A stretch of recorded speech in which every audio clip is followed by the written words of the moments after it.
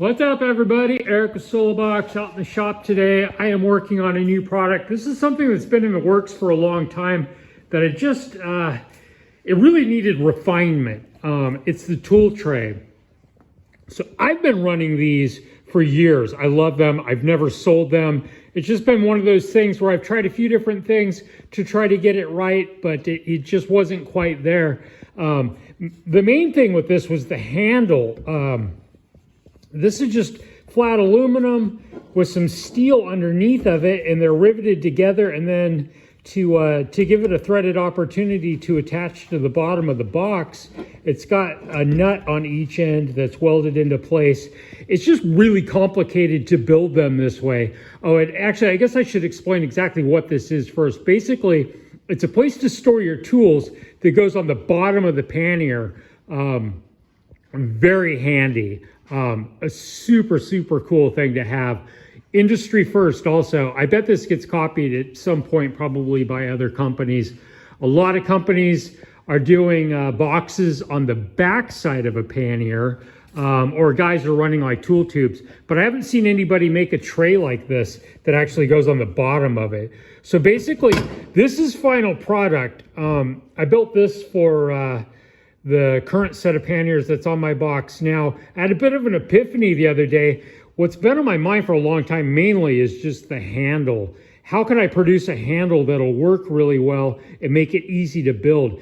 Also, it was kind of a pain in the ass to have the bolts need to come down through to attach onto this. I finally realized it would be better to have a bolt that I could walk up with this and put it up to the box and have it come up through the top, and then wing nuts on the inside of the box to tighten it into place.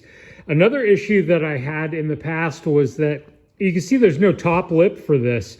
To get this to seal onto the bottom of a box, it was I've been using a big piece of flat rubber for it to mount up against. You can see here that this is a bit more complicated. Takes some extra bending and stuff to give it a lip so that I can have this seal here ready to go. So basically, this is basically what's going to be the final product. This is the first one I built. I'll show you over here.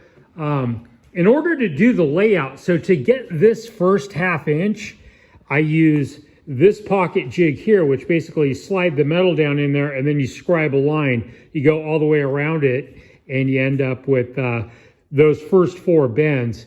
The depth here is about 2 inches, so I had to make a new pocket jig. This pocket is at about 2.5 because you have to have the other 1/2 inch accounted for that first line. So I built this jig this morning.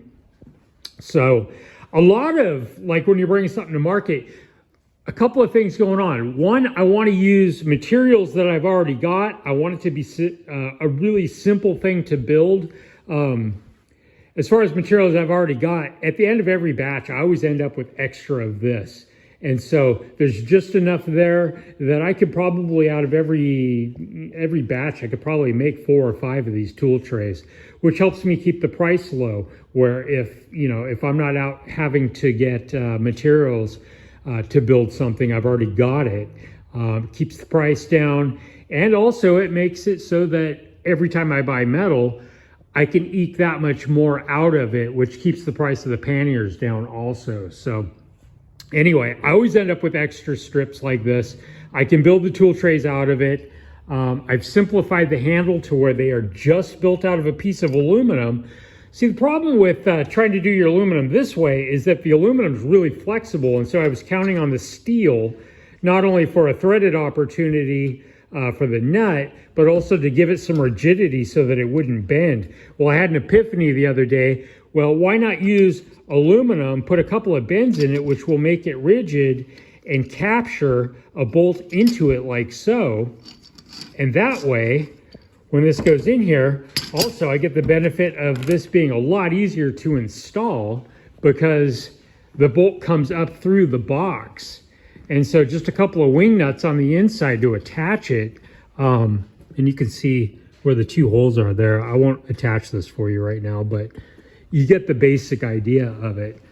Super handy to have. It's really nice to have the weight of the tools down low where it belongs And to have the tools completely separate from all your other gear is a real benefit also. So anyway, I'm thinking that these are, oh, another thing that I wanted to do, one thing I've learned is that shipping is really expensive. So basically, there's only one size on this. This will work on the 9-inch pannier and on the 8-inch pannier both. And also, it's designed so that it will fit inside of the pannier when I go to ship it. So I'm not paying extra to have this go out. So it's small enough that it actually fits in there. If I was to have to attach that to the box and completely change my shipping routine, it would really cause me a real pain in the ass. So that's another benefit behind this. So anyway, I'm gonna get back to work. I thought I would just show these to you guys. If you want to get one of these, give me a shout really quick. I'm thinking these are probably going to retail at $99 complete. Probably do the first ones. Hoping to find guys that are existing customers that already have side cases that would like to add one of these. So if you want to try one of these out, I might discount the first several. So give me a shout. Eric SOLOBOX. Ride safe, everybody. Talk to you soon.